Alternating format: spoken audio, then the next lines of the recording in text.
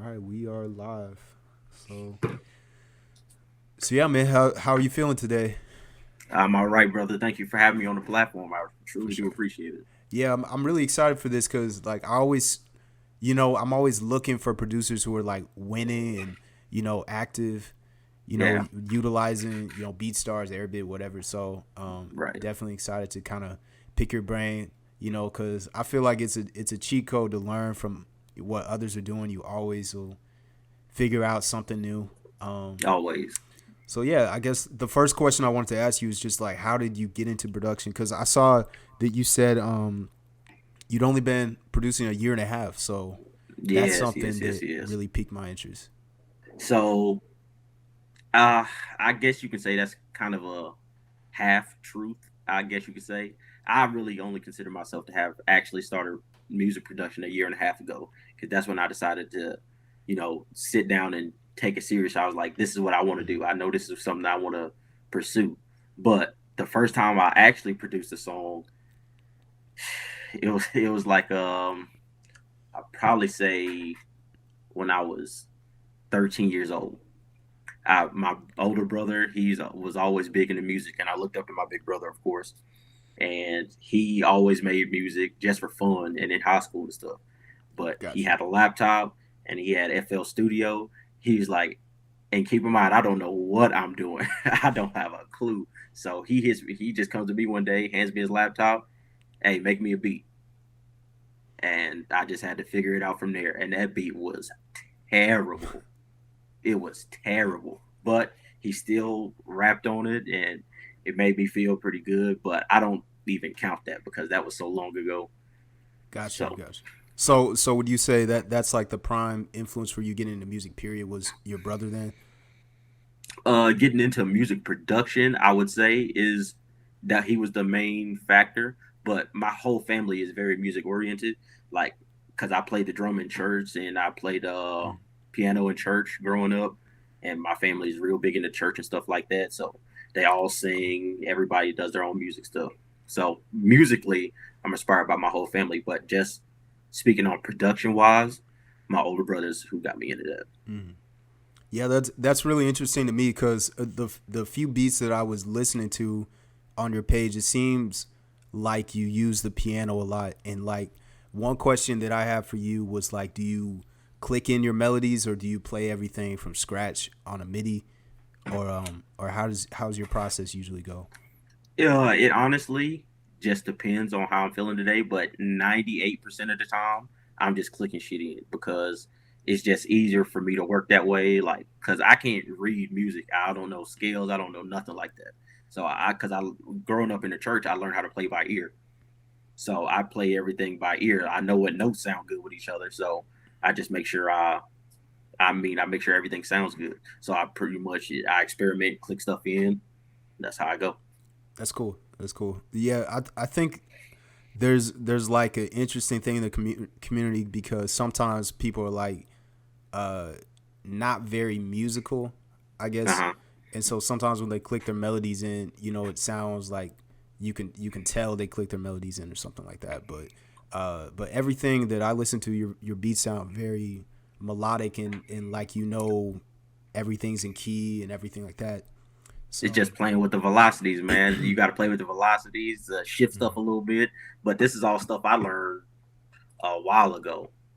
I learned a bunch of everything I know on YouTube and stuff like that. Okay, got you. That's cool. So yeah, so the next question I had was like, what were like your main music influences growing up? I know you said you were really active in the church and things like that. Um, So my biggest music influence, I don't even know if people are gonna know who this is, but for me, like growing up, we weren't really allowed to listen to hip hop music. got you. So my biggest influence is this gospel artist named John P. Keith. He is Mm, my favorite gospel artist ever. But if we're talking about hip hop, because that's what I produce now, yeah. the very first hip hop song I ever heard in my life was I think it's called "Still Fly" by Manny Fresh and Birdman. Okay. I don't know if Gator I heard that one. boots with the pimped out Gucci suit. Sheesh. The very first one I ever heard, and ever since then, it's been a wrap. Got you. Got you. No, that's dope, man. That's dope for sure. So like I noticed that another question I had was like listening to your beats. Like sometimes you had the tag playing in the beginning. Did you make that tag by yourself, or is that something you had to like outsource for? Because I feel like that's one of the most unique tags that I've heard in a minute. I do appreciate that. Well, where that tag comes from is a funny story. Well, I guess not really that funny, but my real last name is Quick. That is my real last name. Oh, okay. So, and I'm in the military right now. So, like being in the military, I get all these people that reference Harlem Nights with Eddie Murphy because his name in that movie was Quick. So actually, if you go to that movie and it's in like the first 5 or 10 minutes of the movie, I'm pretty sure it's in the first 5 minutes because Eddie Murphy and Della Reese are having a conversation, and Della Reese looks at him and she says, "I want to know what it is Quick is trying to say." And I'm like, "That's hard. Yeah. That is hard." So I just took it straight from the movie. Shout out to Della Reese. Got R.I.P. you. Got you. No, that the tag is hard. I feel like that's something that is underrated, is like having a tag to identify and brand yourself. And Mm-hmm. that kind of segues me into asking you, like, do you feel like having a personal brand helps you with selling beats online, or Oh, have you always had a personal brand, or did you used to like just post like a logo, or screen recording or things like that with well, beats? keep in mind, like I said before, I haven't been doing this very long.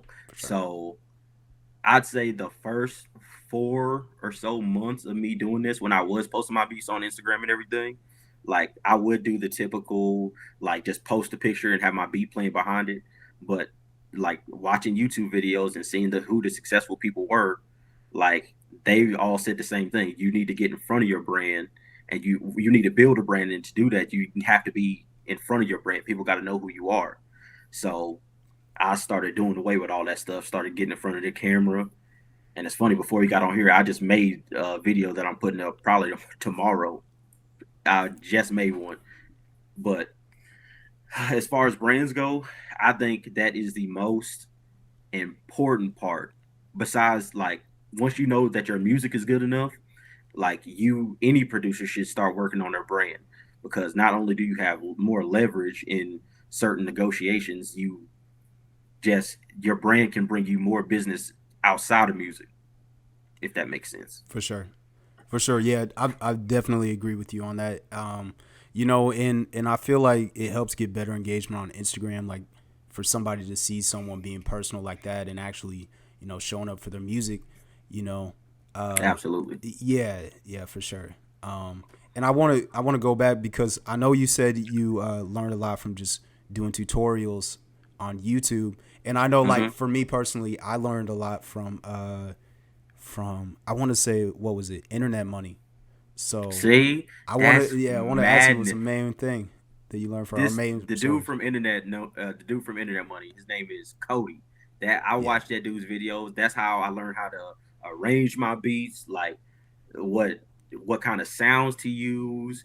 And I also watch a bunch of producer grind videos. Like I will watch, yeah, because my main thing was, there's a million producers on YouTube, right? But those are some of the only two. Oh, and a dude named Holy, but he's also in internet money. But I wanted to learn from people that are in the position that I want to be in one day. These people actually have songs playing on the radio. They're actually charting with artists. So those are the people that I decided I want to learn from, because I'm not saying you can't learn anything from these other people, but how are you going to tell me what I need to do to get a placement with Drake if you don't have one? Because if you had one, then I mean, if you knew what to do, you'd have one. I feel like. exactly. I definitely agree with you. That there's a difference between people who've already done it and are teaching their process and blueprint versus someone who is kind of fronting, trying to get followers and subscribers, and just being a guru and just giving out Right. information that they haven't actually practiced yet. So, Like yeah, even us two talking, like after we are done with this interview thing, I actually want to sit and talk to you because I mean you're in a better position than me. I feel like I just saw congratulations to you. I just saw your placement with Rotimi. appreciate So that. congratulations to you. But even stuff like that, I don't have any major placements. So I'm trying to learn from somebody like you because like I said, I've only been doing this a year and a half. I'm aware enough to know that I don't know everything, and I'm sure there's stuff that I can learn from you. You know what I'm saying? Appreciate that. Yeah. Yeah, definitely. Definitely. I always try to give out free game for sure. And like I don't feel like I'm super established or have made it yet, but yeah, I definitely feel like your attitude towards like learning and stuff is probably a big reason for your success and so early on. And for those that don't know, uh you had posted a screenshot. I want to go back and look at it real quick just so I don't get the number wrong on it, Well, but before you get into that, shout yeah. out to your YouTube channel because you post some gems on there too. So anybody watching this, subscribe to this man's YouTube channel because I learned some shit. Oh, can I cuss? Oh yeah. Go ahead, man. All right, I learned some stuff just the other day watching, just going through his YouTube channel, stuff that I don't know, and I'm sure it's bring value to y'all Well, you heard him, guys. So go and subscribe to the channel. for sure. But yeah. So you posted a screenshot and you had earned over $2,000 in a single month, and that's what I wanted to talk about. You like, what do you think is like the main contributor to that? Because I have another follow up question to this, but I want to kind of hear what you had to say about what went right in that month, particularly. Well, in that month, and I just want to put this out here, that is the best month I've had, by far of me doing this for the short time I've been doing it. But in that month particularly, I was able to, and once again, I learned this watching producer grind videos, actually going to these studios with people, like, because anybody, like, the average producer just, they don't care about the artist. They just want money and they're going to move on after that. They don't care about the person that they're working with, or sometimes they don't even care about the quality of the product they're putting out. But what I would do, I would take my own money, go sit down in these studios for a couple hours, get cool with the people who own the studio. Now I'm getting in the studio for free. I can come there and make beats whenever I want. So I go to these studios, I'm sitting here making beats. You never know who's gonna walk in. But so they come in the studio, they hear me making beats. Man, you made this? Yeah, I made it. It's like, man, let me get that. Let me get that. It's like, all right. But this is what my prices are. Like, and they be like, and sometimes they're like, oh man, you charge that much? It's quite a bit of money. But other times, you got the rare occasions where people are like, all right, bro, don't even worry about it. And I'll be like, all right, I'm gonna put it on BeatStars right now. Sit there, buy it right in front of me. And So then we finish that's the song right there. so you just gave out like two major gems right there. Is like getting into the studio will give you that connection to where you can get in for free even some of the time. So that's crazy right there. Cause I know like personally from like people booking studio time for me and stuff like that, it is not cheap, especially in a nice studio. You know, No, it you're is not. talking, you're talking like you're gonna have to come with a little bit of bread. So like that's But a big gem right there. And then you're saying you would just go and post the beat on BeatStars, and then they would just PayPal you right then and there. that happens sometimes because Okay, okay. everybody's financial situation is different. But for what I was charging for my beats at the time, I only needed to sell for exclusively at least. I only needed to sell a couple to hit the goal that I hit. You know what I'm saying? So it was like three people that I'm sitting there making a beat, and okay, I really fucking with the beat. All right, cool. I'm gonna put it on BeatStars right now because that's the best. I mean, that's the easiest way to do business. You catch them while they're, still in that artist mode before they go home. And all right, and then they spend that money. All right, and cool. And even then, it don't stop after that because, like I said, most producers just want the money. But after I get the money, I tell them, look, all right, let's think about getting a video shot for this. Like I know some people because I know a bunch of people here that shoot videos. I can hook you up with a video person, and then let's see how we can promote the song after it comes out because that's only going to help us both. For sure. Like the work don't stop after you sold the beat. you still gotta help these artists market the song and promote the song, because the better the song does, the better it is for you, essentially. And that's a question that I have. It's like, do you feel like most of the artists you work with are kind of really adapted at like promoting and like marketing their music, or do you feel like they're just kind of like beginning or just starting off? Uh, I'd say some of the artists that I have worked with are really good at the branding part and promoting their music. I'd say a good amount of them are pretty good at that. But you have Mhm. some that are pretty much just like me. They're just now starting off with their music career, and we're like, me and the artists are learning together. Right. So we're like, so they'll say something, I'll be like, I don't know if that'll work. Like, but of course I don't know. So I'm like, let's try this maybe, and try what you said, see which one works better, so we know in the future that we need to do one or the other, or maybe sometimes neither. Maybe Yep. we need to come up with something completely different. And I feel like that's a way to add value to the artist, because like that's something that producers are always asking me is like, how do I add enough value to where the artist feels like comfortable buying from me, like I'm the person that they want to be going to. Exactly. And when you're like educating people, like even if you're not an artist, you can still give out, game of like whatever and that's a way of adding value. But you did make a comment about selling exclusives over leases, and so I wanted to kind of ask you, like, do you push artists towards getting exclusives most of the time, or Uh, are you okay with them just getting a $50 lease over copping exclusive? I honestly do not push an artist either way, because ultimately, like, everybody's funds is set up differently. So I'm not going to push an artist like, oh, you should get the exclusive. But I do let them know, hey, like, I just want you to know, if you don't buy the exclusive, there I'm going to sell this beat to somebody else. I need you to know that. And if they're okay with it, all right, do your thing. And I still want the song to come out good, because I'm still going to help you promote it. I'm still going to do all the regular stuff that I do, because at the end of the day, it's my product that's going out to the world too. And then if I'm behind it, I want it to be A1. For sure. No, that's something that's definitely adding up over time. It's like building with artists, and that's something that I wish that I had done. Early on, is just build with a lot of artists. Mm-hmm. So that's something that's valuable for sure.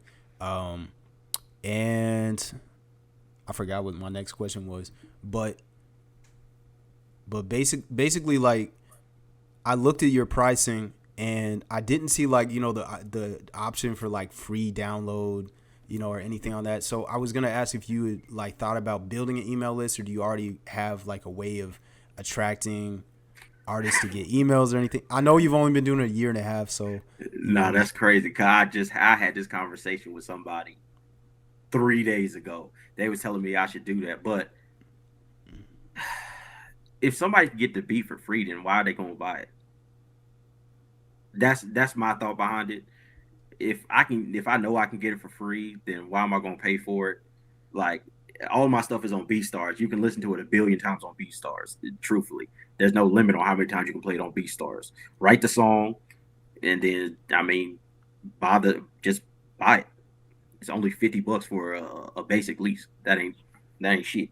So just do that.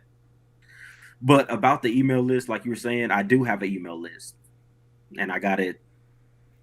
I'm trying to get better with my organization, but I'd say it's difficult Mm. as me, because I don't know anybody who knows anything, which is starting to change. Because shout out to my boys Dawson and Angel, they just worked on the Kanye project. Oh, They're that's two guys crazy. out here. Yeah, they're two guys out here that own a studio out here. I met them when they opened their studio out here. I went to their studio opening, and they literally are both about to get platinum plaques from working with Kanye West. So So that's a crazy connection to have. So I feel like you have, for just being in the music producer community for a year and a half, like you have a pretty deep network. And do you like reach out to a lot of people trying to network every day, like online, or do you find most of your connections in the studio, or is it like a mixture of both? well, it's a mixture of both. I try to reach out to a bunch of people, because I'm originally from North Carolina. I don't know if you could tell, but I try to work with the artists here in Las Vegas. So I'm trying to be in the studio, and I actually got to go to the studio in a couple hours, to be honest. But I try to work with the artists in the studio here, but I still want to build my name back home in North Carolina. So, man, I'm gonna tell you something crazy once we get off cam, bro. Something crazy in the works. Hopefully it happens. But I'm trying to build my name back home in North Carolina too. So I always reach out to North Carolina artists, and what you should do, anybody listening to this, you should, what I did and what worked for me or is working for me so far. What you do is you get on Google, type in the area you want. For me, I did Charlotte music studios. Find the Instagram pages for the biggest ones out there. See who's going to these studios, because, like you said, a quality studio, it ain't cheap. So somebody's paying for it. Find these people, reach out to these people trying to work with them. And sometimes you get lucky, and sometimes you won't. So there's another gem right there. So if anybody's looking to network, make sure you pay attention to that. So I don't want to skip over how you don't give away anything for free, because that's something that I struggle with for a lot, getting into music and trying to get people to pay for beats. But then whenever artists kind of are like, hey, I'm not going to pay for a beat, then you fall into that rut of like giving away beats for free or feeling like your work isn't valuable enough to sell. And being in the music producer community for a year and a half, is that something you struggle with? Because I noticed, like, on your pricing, like just to buy a basic MP3 is $50, and so your pricing is a little bit higher than I would say, like, quote, industry standard. So I feel like you don't have a problem valuing your work, but I just wanted to hear about it, like, from your standpoint as far as your journey.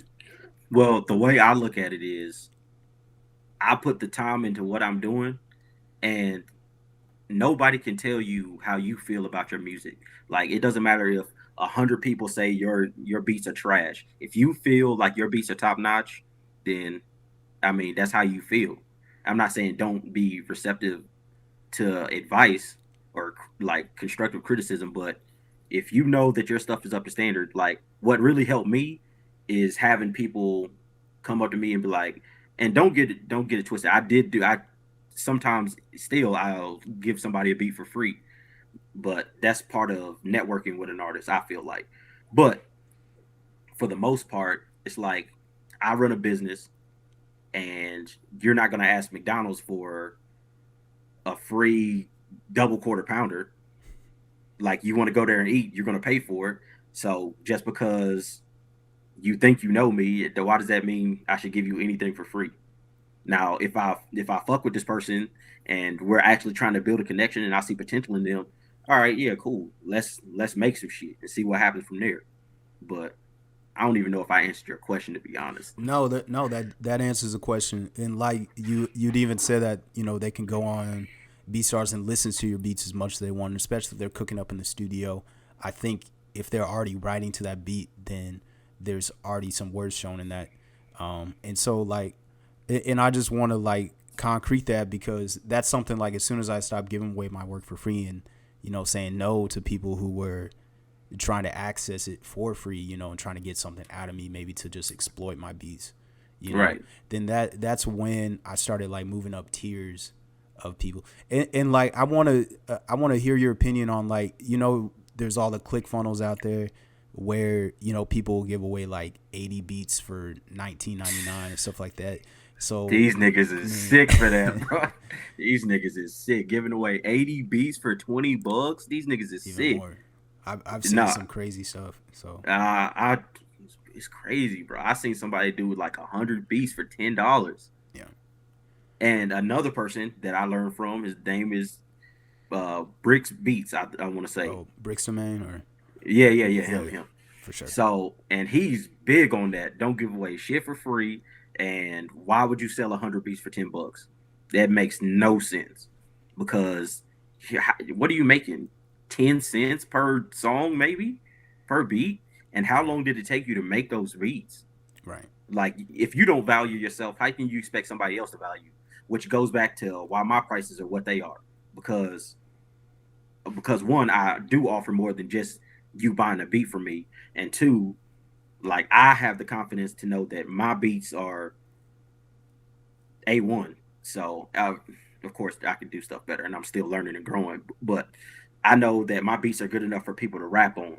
So, and I understand it's not for everybody, and that's how you weed out the people who are serious and the people who aren't. Because anybody can grab a free beat and say, "Oh yeah, I'm a rapper," but how do I know you're serious if you don't want to pay for it? So you're going to pay for it first, and I might even give you your money back. But because sometimes I just test people. I just want to see. All right, well, here's the link. Like, because people hit me up all the time. Oh, I fucked that beat. I need this. All right, here's the link to it right here, just to see just to see how they react. And 8 times out of 10, oh, you weren't just gonna send it to me? No. Why would I do that? But those 2 times out of 10, all right, I'll buy it right now. Yeah, all right, we'll see. They go and buy it. And then sometimes I just give them their money back. Hey, bro, you got it. I just Right. wanted to see I wanted to see where your heart was. And And that's how those you and those are probably the artists that you end up building with too. Then over time. exactly, because you know they're gonna put money behind their craft. If you don't put money behind what you're doing, like me, like I said, I spent my own money going to these studios, just sitting there making beats, building a connection and a rapport with the people in there. They know I'm serious because I'm spending money with them. And that's just how it goes out here. If you're not willing to spend the money, why would anybody take you serious? It don't make sense. Do you get a lot of repeat customers? Yes, I'd say as you can tell, I'm pretty big on percentages, but I say like 85% of my customer base, I guess, is like people I worked with before. Wow, wow, that's big numbers then. So like, and if they're purchasing off BeatStars, then it's going to you. Do you have the Mailchimp integration set up and everything then? I do have that set up. So it's gonna automatically add them to your email list if you want to like remarket to them, I guess. But Hmm. but Well, that's dope. those people like that continuously buy stuff from me, we get to a point like they know what it is, so they built a rapport with me, and I built a rapport with them. I got their phone numbers. I just send beats to their phone because I know at the end of the day, or I like to believe at least, I mean, it's worked for me so far. I send beats to their phone. Hey, listen to this. What you think? Oh man, this is hard because they know at the end of the day, I run a business. That we already set that precedent where okay, before this comes out, we need to work on the back end and the front end. You know what I'm saying? So So I that don't. that's worth a lot to people who are just like starting to sell beats online. Is from the start you want to establish that your beats are for sale and that you need to Of course. that they need to be purchased in order to access them because once once you give away something for free, and I think that's something that Bricks says, Exactly. Yep. is that once you give it away for free, nobody's gonna How want to pay how can you you because charge? they know, yeah, like how are you going to? I mean, like even Netflix when they raised their prices, everybody got mad, you know, because they're But used to guess paying what? like They what still $7.99. paid. They They still still pay, yeah, paid. yeah, because they established that precedent. So, Exactly. um, so yeah, that's interesting for sure. I know you talked about your brother teaching you up on FL Studio. So is that the first? I assume that's since the first it's the first DAW you use. It's the only one you use. But have you experimented with any other workstations? Well, firstly, let's not give my brother too much credit. He didn't teach me shit. He just gave me FL Studio and told me to make him a beat. I had to figure everything out. But FL Studio is the only DAW I use. I tried Ableton once with one of my homeboys, and that shit is, yeah, it's different. I'll just say it's different. I don't personally like it. I like what I'm used to. I like FL Studio. It's just easier for me. Yeah, yeah. I know Ableton is something I can never figure out. I could never figure out how to use Logic either, and it was just like FL Studio just seems so intuitive to use. Right. So It's so easy. and neither of us is being paid by you know FL Hopefully to one promote day. them, but yeah, yeah. So if FL is watching this, Facts. they need to endorse one of us for sure. Both of us. But yeah, so how do you balance your time between working and producing? Uh,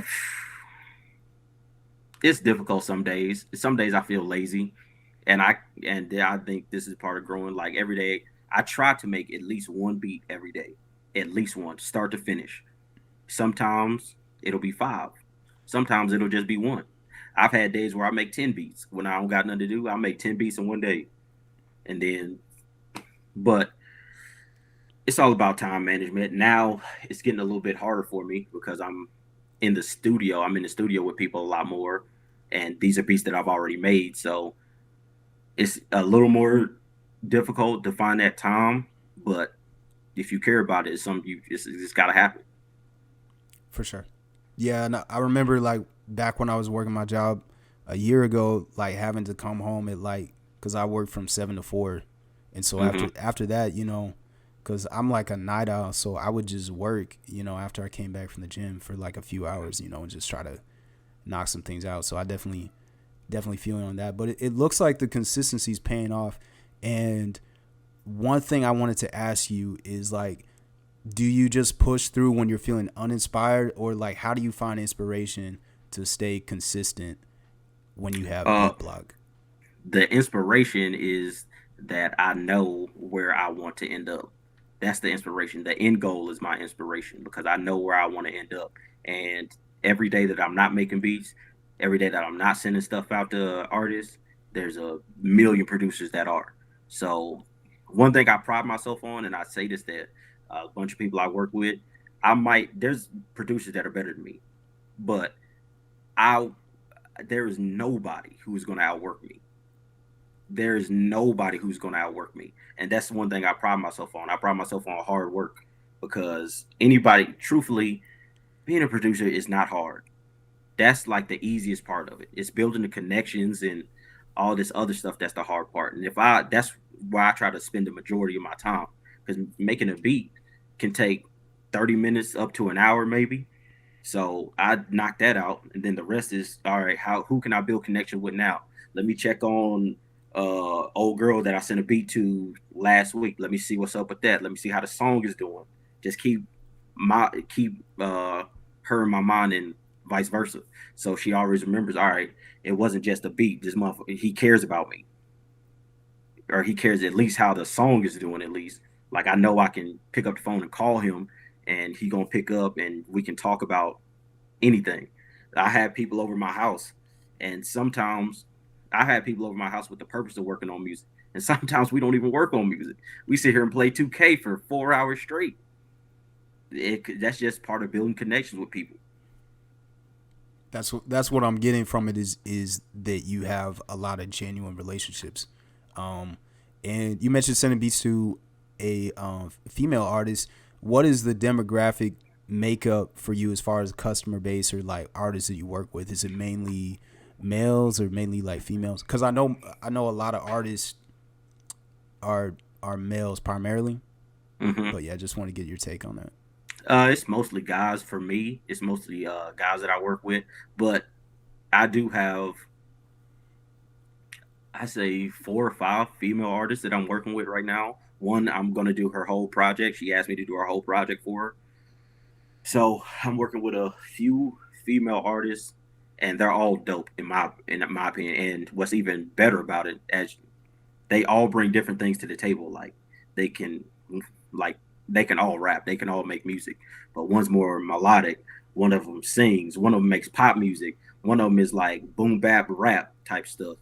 And one of them is I'll rob you if I need to.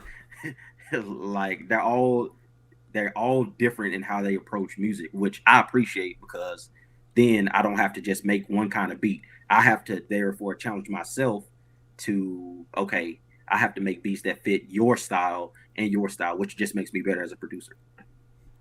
And do you view yourself long term being more of an industry producer or like being labeled as an internet producer, or do you prefer to just think of yourself just as a producer who's just hustling either way? Truthfully, I don't care as long as like I'm making enough money to do whatever I need to do for my family. But if I had my choice, I'd say industry producer just because that's where I want to end up. I eventually want to, open my own studio up and, be able to teach producers how I did it once I'm successful, because I do believe I'll be successful. That's a dope vision. And what would be your like number one dream placement? J. Cole. J. Cole, but he about to retire soon, so I might have to hang that one up. J. Cole, or just this artist named Rex Like Raj. He I is know my Rex. yeah. He is disgusting, and that is, I would love to get that, but for my talent, I don't know if I'm where I need to be because his production is nuts. But that's something I'm working on. I'm trying to get to that point where I feel like, all right, if I send it to him, I know he's gonna fuck with it. But it's all part of the game. I got plenty of time. Yep. Yeah, A level production is definitely like intimidating because you start doubting yourself whether like, oh, is my stuff good enough to send out? Mm-hmm. But I mean, I would always advise you to send out. You never know what can happen. So, Well, I got to get in contact with him yeah, first somehow. that's yeah, that's the hard part. right. Facts, facts. Well, I'm gonna let you go here in a second. One last question I wanted to ask is like, what kind of advice would you give to producers just starting out, who want to be successful? My advice for somebody starting out: focus on your sound first.